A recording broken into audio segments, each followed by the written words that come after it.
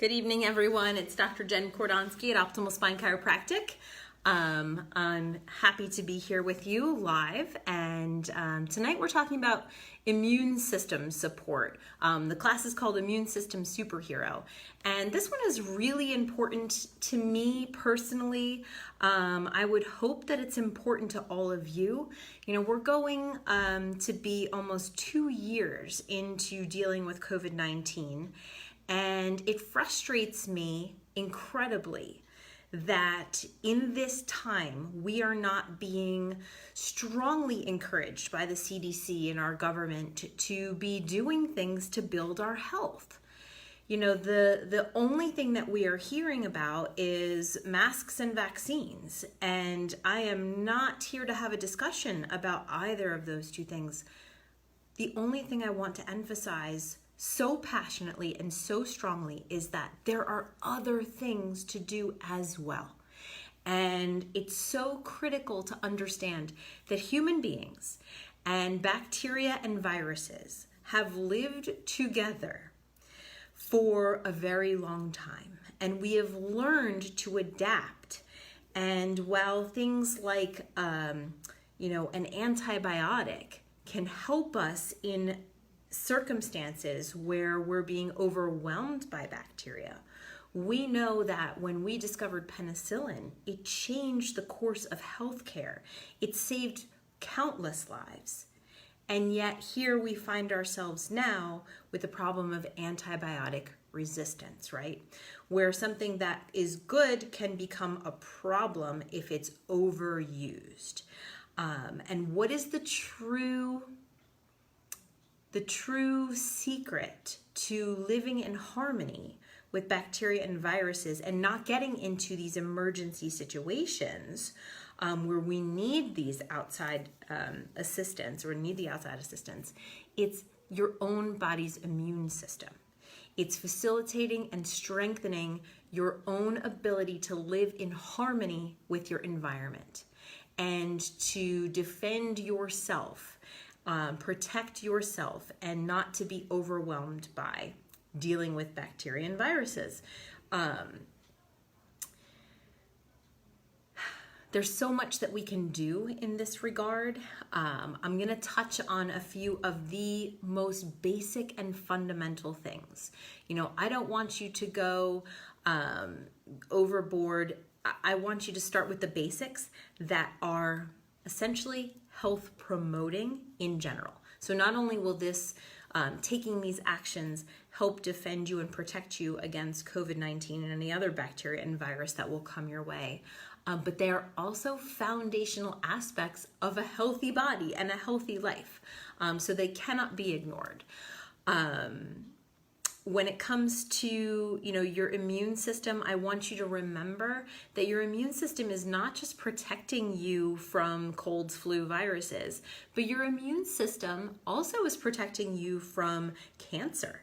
Every day, your own immune system is on the lookout for cells that don't look right, things that aren't supposed to be there, and your body, your immune system, is making things right.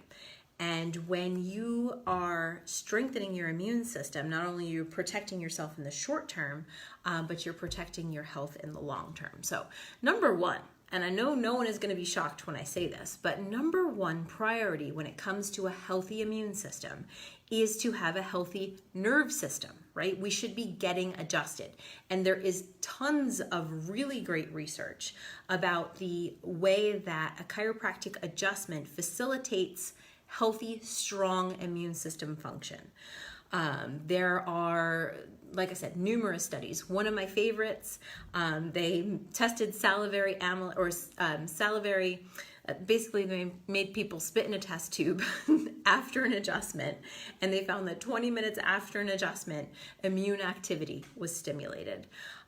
So not only does it help your body feel better to get adjusted, but we know it helps every aspect of the organs and glands and so on to function better. But there's direct evidence that immune function is improved by getting adjusted. And not just getting adjusted once in a while when it hurts, but this is something that we can do regularly and consistently. And one of the best benefits, especially now is that our immune system will be stronger and more adaptable to whatever comes our way, whatever variant it is. It's not going to be overwhelmed by it. Personally, having lived through COVID, it was not difficult for my body to do what it needed to do, because these are all these steps are part of my everyday for decades. So the next step in your immune system backup plan and facilitation plan is to get better sleep, to get great sleep, ideally. We should not be just aiming for quantity of 7 to 9 hours a night, but making sure that it's good quality sleep. We teach a whole class on the subject, so you can look on YouTube about sleep solutions, but prioritize that. Know that, if you're worried about COVID, but you're staying up late at night looking at, articles about it on the internet, then you're really hurting yourself doubly, because you are skimping on sleep, and that's lowering your resistance, and then exposing yourself to fearful information is stressful, and that lowers your resistance.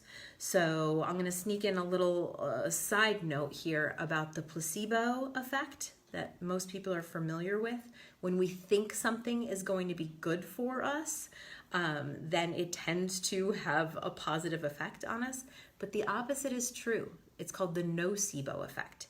That if we think something is going to be detrimental to us, negative, bad, or we feel fearful about it, then the damage that it can do to us is increased or created. The third thing on our list, so simple, so fundamental, is to make sure that you are hydrated. I say some of these things over and over again. Obviously, we need to be hydrated so that you get the best adjustment. Discs are hydrated and muscles are more pliable. But think about your mucous membranes. If you are even just a little dehydrated, it's going to take a toll on the tissues, especially the mucous membranes. And this is your first line of defense, your airways. If you're worried about what you're breathing in, your first line of defense is the mucous membranes. If they are well hydrated, they're doing their job much better. You're going to be able to defend yourself. That first line of defense is going to work. When the tissues get dry, the little gaps can get, imagine cracked skin. It doesn't have to be that severe, but the skin is not as protected, it's not as intact, and that's how little bacteria and viruses get their way inside of you. So obviously the eyes, the nose, the mouth are the main entry points for bacteria and viruses, and those are your mucous membranes that you can keep hydrated and healthy. Number 4 on the list is daily exercise. Our bodies were designed to move. You will hear me say this over and over again. Exercise can get, overwhelming. We could think we have to have a lot of time to do it, but movement is what we're after. So if a body is moving, your lymph fluid is moving, your blood flow is improved, and your immune system is stimulated. There's plenty of research that shows people that get moderate exercise have stronger, healthier immune responses, better healing times.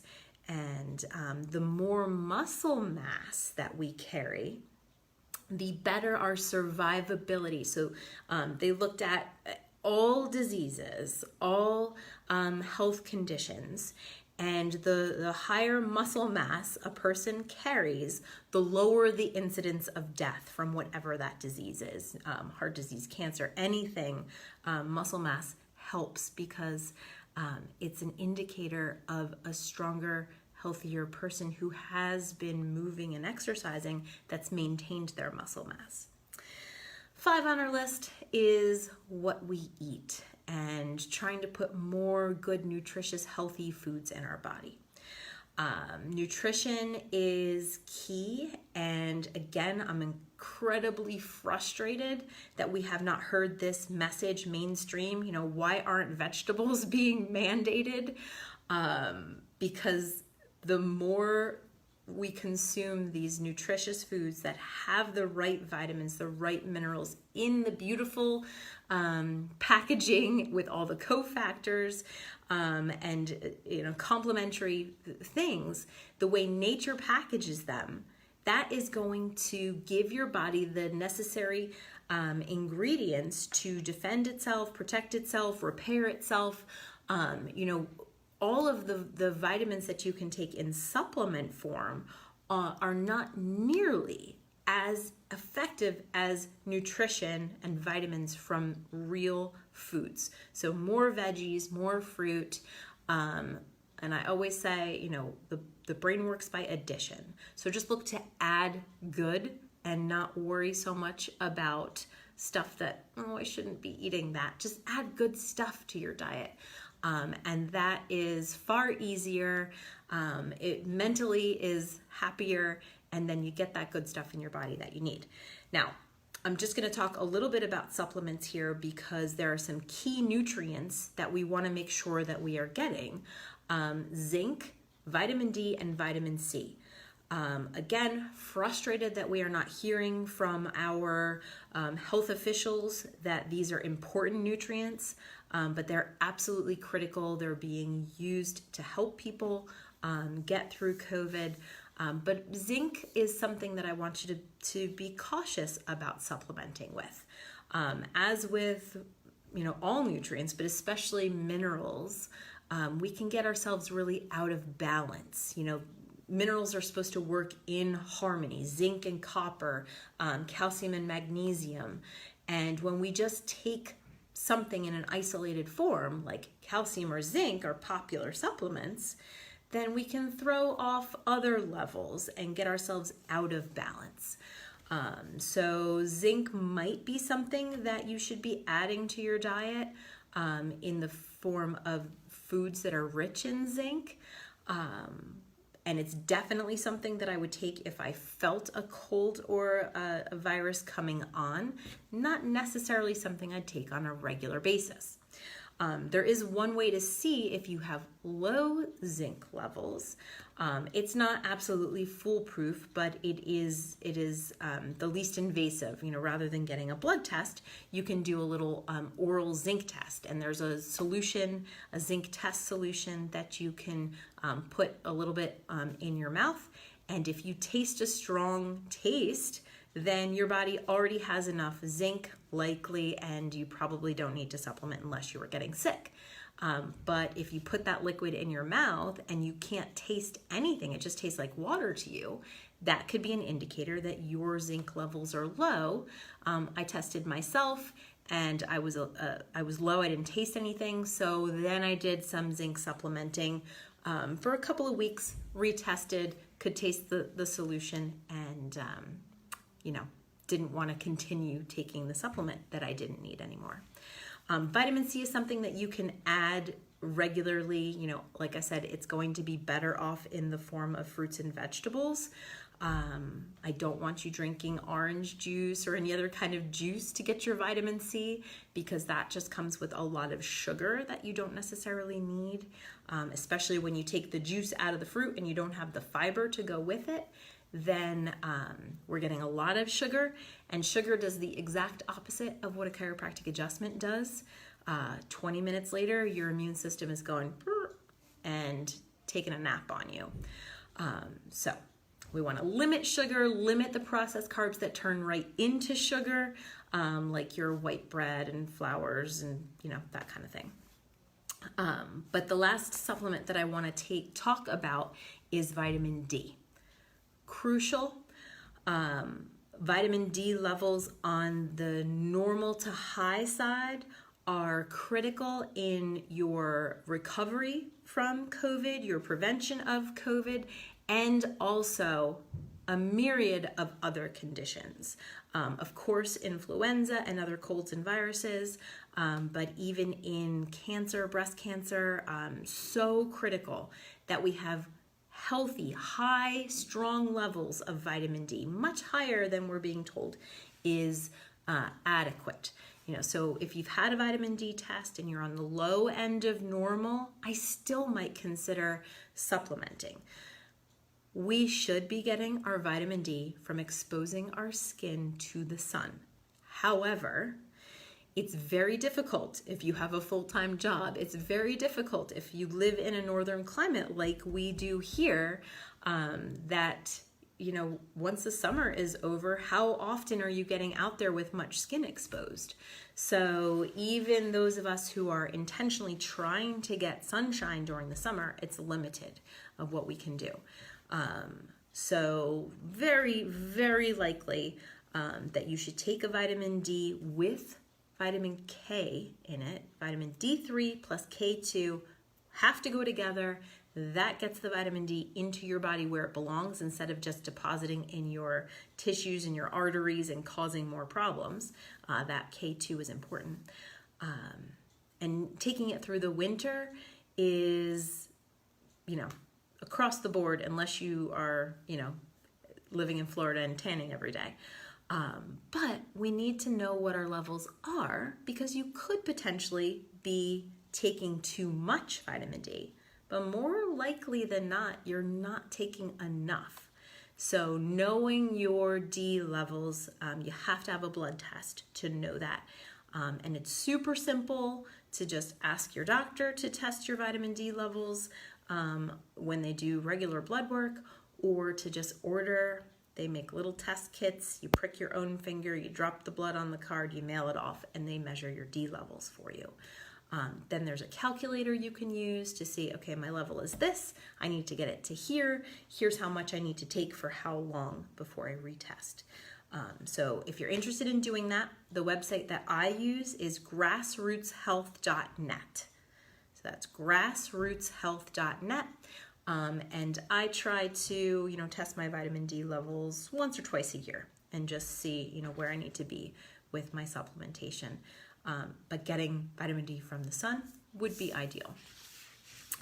Next thing we need to talk about is friendly bacteria. So we live in harmony. We have always lived in harmony. Humans have evolved to have bacteria that actually help us. Technically speaking, you are more bacteria than human cells. So, to live in fear of bacteria or viruses makes no sense. It's not the germs, it's the terrain. It's how healthy the soil is, basically, if good friendly bacteria or unfriendly bacteria are going to cause a problem. So we want those friendly bacteria. They help us with our digestion. They help with brain chemistry. So our moods are affected by our bacteria, our friendly bacteria, or lack thereof. And they're definitely part of your immune system. Because if you have all the right friendly bacteria, then those unfriendly ones don't have a place to take up residence. So the best way to have friendly bacteria in your body is from eating fermented foods. So things like yogurt that are, natural and not loaded with sugars and artificial colors, fermented veggies like a kimchi sort of thing, or naturally made pickles. Occasionally using a probiotic supplement is not a bad idea. Definitely if you've had to take antibiotics for something, you want to replace and replenish those friendly bacteria by using a probiotic supplement. But ideally through, occasionally having fermented foods in your diet. And we get friendly bacteria from our environment too. The fact that we are trying to sterilize everything and prevent exposure is actually going to be weakening our immune system. I just read an article about, health leaders being fearful of the upcoming flu season because of the fact that we've all been limiting our exposure to one another, and the masking and lockdowns has limited what our body is exposed to, and so therefore we are becoming weaker and more vulnerable to everything. And sadly, the article said that might mean we have to do more drastic measures, which is what caused the problem in the first place. So exposing yourself to the environment, to each other in safe ways, in a way that you feel comfortable with, but especially our natural environment. There is no risk involved of you being outdoors, right? And yet you can expose yourself to the natural environment, the friendly bacteria in the soil and the air. And there's research that shows, the more varied your exposure, the more robust your immune response. So get outdoors. You can get sunshine, exercise, and improve your microbiome all at the same time. So last thing, what I would like to touch on is stress. And I mentioned a little bit earlier, looking at things that make you fearful or stressed. And unfortunately, that is just the nature of media. It always has been, always will be, but we have so much of it now. We're so exposed. Every time I go to check my email, I see something terrible about someone or something bad happening to someone somewhere.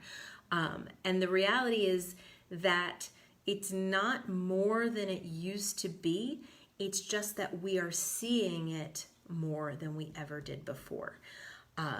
And that stress, that anxiety, even if it's not really noticeable by you, is taking a toll on your well-being, mentally, emotionally, for sure. But stress absolutely lowers your immunity, decreases your immune response. So, stay informed if you need to, but try to limit your exposure to unnecessary, negative, stressful experiences. Do things to help reduce stress on your body. If you look at our Don't Worry, Be Happy class, we talk about things that can help you become more adaptable to stress. But I'd love to see that you are putting in more good, more positive exposure and experiences, and limiting the things that are going to be stressful to you, because that's going to build your resilience. You'll be a happier, healthier person. One last note about stress. When you have a subluxation or a vertebra out of alignment or not moving properly in your spine, it is irritating to the nerve system, and it's essentially sending a stress signal to your brain.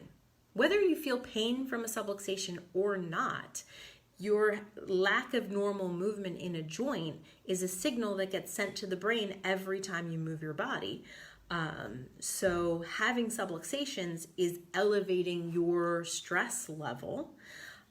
So that's another reason why getting adjusted lowers stress and improves immune response. So I can't tell you enough, if you want to be healthy, then you have to have a healthy spine. It has to be high on the priority list. So I'm grateful to all of you who are here live with us.